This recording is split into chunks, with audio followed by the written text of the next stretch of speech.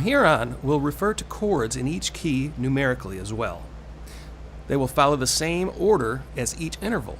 So in the key of G, the G chord will be the 1 chord. Written, it will be the Roman numeral 1. The second chord is A minor, written with the Roman numeral 2 small m. The 3 chord is B minor, written with the Roman numerals 3 and a small m. Our fourth interval, C, so the 4 chord will be C major, written with the Roman numeral 4 up to the 5th interval. In the key of G, the 5th interval is D, so our 5 chord will be D, written with the Roman numeral 5. The 6th chord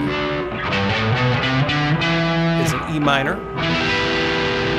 written with the Roman numeral 6 small m. And the 7th chord is our diminished chord. The 7th tone in the key of G is F sharp. So the 7th chord will be an F sharp diminished, written with the Roman numeral 7 followed by small letters D-I-M for diminished.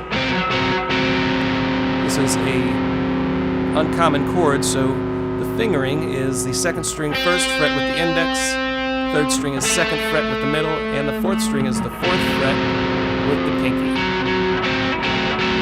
And of course, you could always resolve this harmonized scale pattern by ending on the G chord.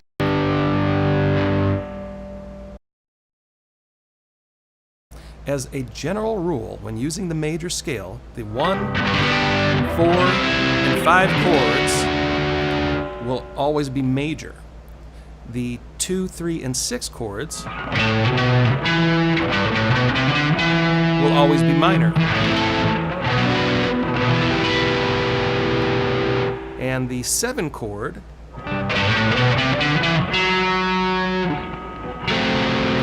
will always be diminished. If you alter any of the chords, for example, if you play an F sharp 5 chord instead of a diminished chord, you might still be able to use the major scale for a lead, but technically you are no longer using the harmonized major scale. You're breaking away from that scale foundation that we're using, and you might find that certain tones will clash if you change the quality of a chord, say from diminished to a power chord or to a major or minor chord, or switching majors and minors. So just keep that in the back of your head when using leads. If you do alter the chords from the scale that we're using, you might have to sneak in a different scale or alter the scale a bit, eliminating a note or two that might not go well with the altered chord. And as we learned earlier in this video, each scale note can also be played as a power chord or a 5 chord. However, we learned that in the key of E, the 7 chord or the 7th scale note played as a power chord will have a contrasting 5th interval against the major scale. Specifically for the key of G, the 7 chord, F sharp, played as a power chord or an F sharp 5 chord, using the notes F sharp and C sharp, will contrast with the key of G major, which uses a C note in the scale. So if you find yourself in a situation playing against an F sharp 5 using the G major scale, you can either avoid the C note altogether, you can alter the C note by raising it to a C sharp for the duration of that F sharp 5 chord,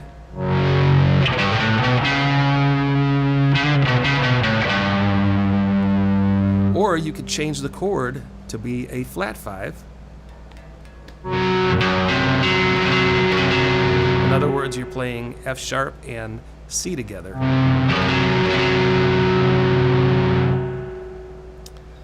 But as we see on the sheet music, we are using all power chords for this harmonized scale.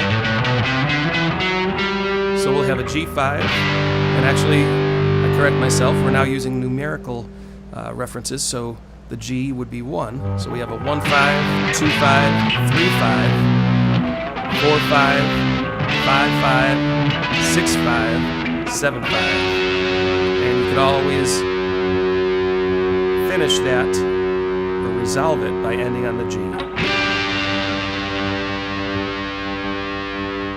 So here is our harmonized major and minor chords with a tempo, followed by our power chords with a tempo.